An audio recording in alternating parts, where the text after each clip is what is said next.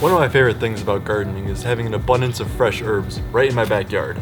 So today I'm going to be going over how I'm going to prepare my herb garden and talk a little bit about the 12 different types of herbs I'll be growing. So let's get started. So as you can see, I got here a very large pot that was donated to me by my parents, and I filled it with just a very basic potting medium, cheap potting soil that you can get from a big box store. But I'm going to be improving this soil slightly. So the first thing I'm going to be doing is adding some more organic material and nutrition by adding a whole bag of worm castings to it. For those who don't know, worm castings are just the byproduct of worms, basically, their poop. But it's a really good source of nutrition for plants, and honestly, any potting mix could use a little worm casting. So I'm going to put a whole bag in here.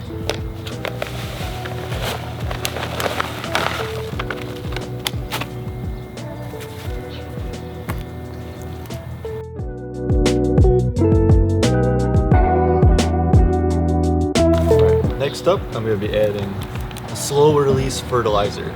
So this is a granular fertilizer by Spoon Organic. This will just help add some slow release nutrition to the potting medium over time.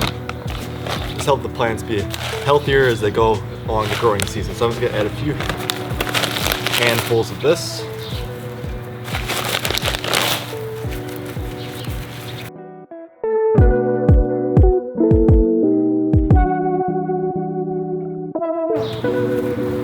Okay, next, I'm going to be adding some vermiculite. What vermiculite does, it helps aerate the soil and aids in germination. So I'm going to be mixing in about a third of this bag.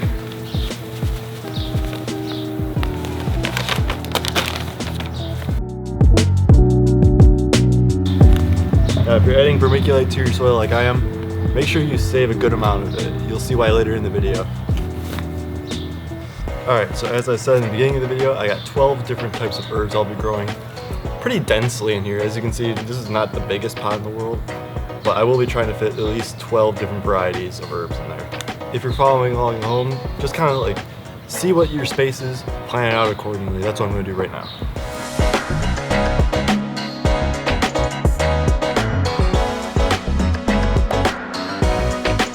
So I got my basic idea down. I'm going to be sectioning it into kind of wedges going along the outside, and then we have two different herbs in the middle. So first up, we have cilantro, a classic herb. So can't really pass it up in an herb garden. One thing about cilantro you have to be careful for is that it really doesn't like the heat. So I'm going to be trying, actually, you know what, I should probably put this in the back here, because this part of the herb bed will get the least amount of direct sun. So I'm just going to plop a few seeds in there.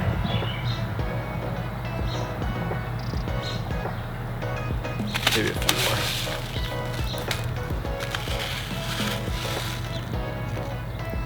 more. Let's give it a light cover. I'm going to be pretty much doing a very shallow depth on all these seeds.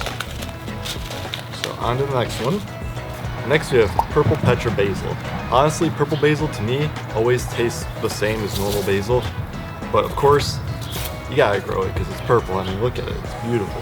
So I'm gonna put this purple basil right in this general area. So I'm gonna grab a few seeds,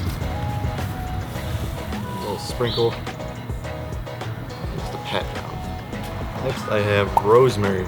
Now I don't really eat rosemary too much, but I mean, I never really grew it either, and if I'm having this herb garden dedicated to having a variety of herbs in it, might as well just have all of them.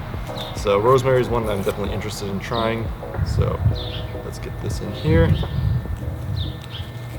Right, next up, my favorite herb actually is fresh dill. Now this type of dill, tetra dill from Botanical Interest, is particularly interesting to me because it focuses more on the leaves, whereas traditional dill is grown for the flowers, but I love the dill leaves, so I'm going to be growing this tetra dill. Alright, next up, we got catnip. Now I'm a little worried about this one.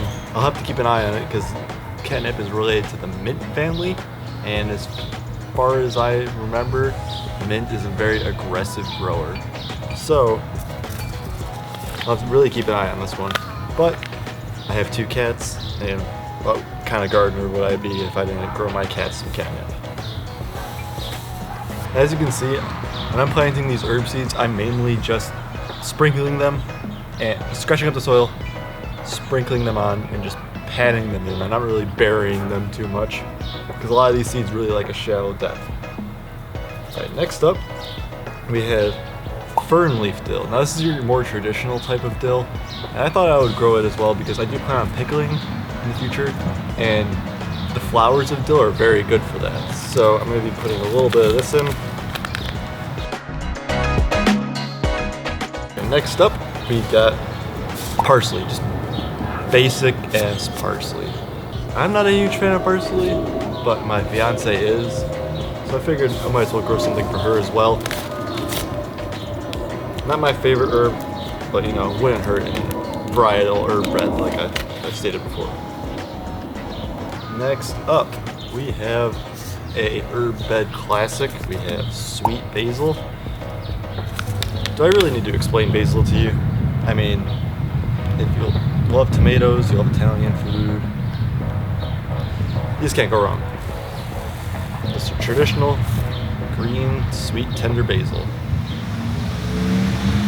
You know, I just realized I don't have any tags, so I'm gonna go grab those really quick.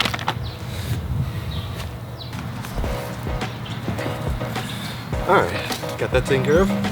So next we have garlic chives. Now I love my green onions, and I love garlic, and I love chives. So I'm really excited about this one. This sounds really good. Alright, and next up, speaking of green onions, we have Flavor King bunching onion. I already regrow a lot of my green onions just from store-bought ones, but I thought it would be fun just to grow my own little section of them right here.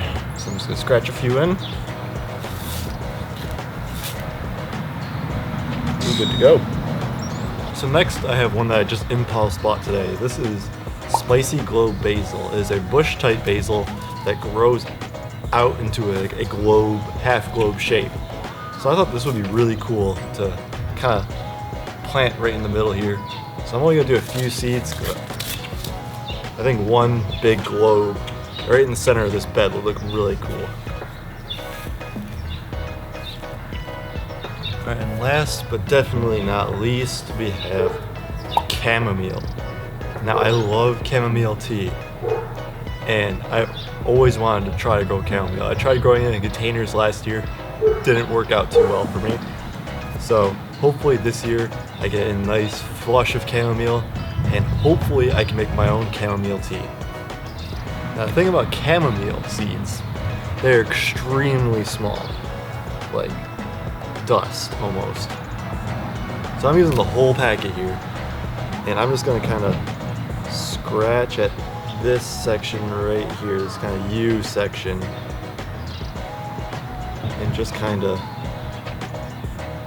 gently sprinkle it in. You know what, screw it, I'm going to do a little bit just in the outskirts of the bed too. I really want some chamomile this year. Now the thing with chamomile seeds is that they almost require light germination. So I'm just going to be gently tapping these in. And there we go. 12 different herbs planted in this one big pot. Hopefully this turns out good. But we're not done yet. So, remember what I said about that vermiculite? So since a lot of these seeds require light to germinate, and I don't just want them exposed to the elements right now like this.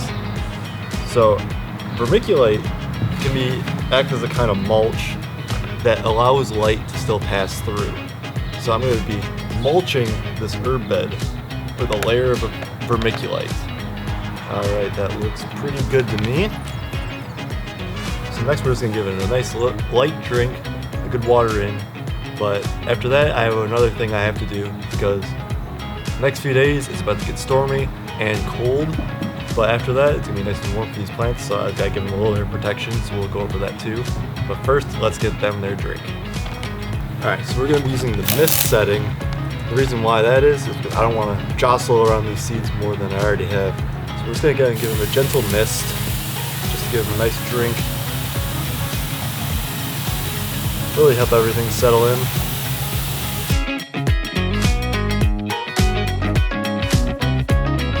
Alright, and remember how I said it's going to storm later today? That's really going to mess up what I just did here. So, I'll be right back. I have a plan.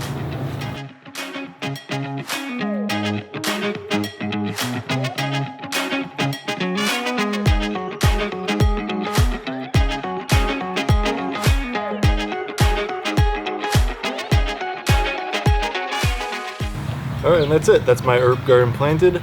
I look forward to seeing it in a few months once it's all filled out, hopefully. Hopefully it survives these coming storms in the next few days. Normally I wouldn't have planted this right now, just because of the inclement weather. But I had to get a video out to you guys on Tuesday. So, this is my solution to that. Hopefully it'll keep it nice and safe. I'll check back with you guys in a few months. We'll see how this did.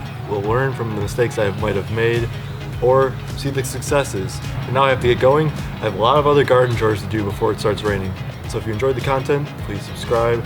If you have any comments or criticism, please let me know in the comments. And of course, good luck in the garden.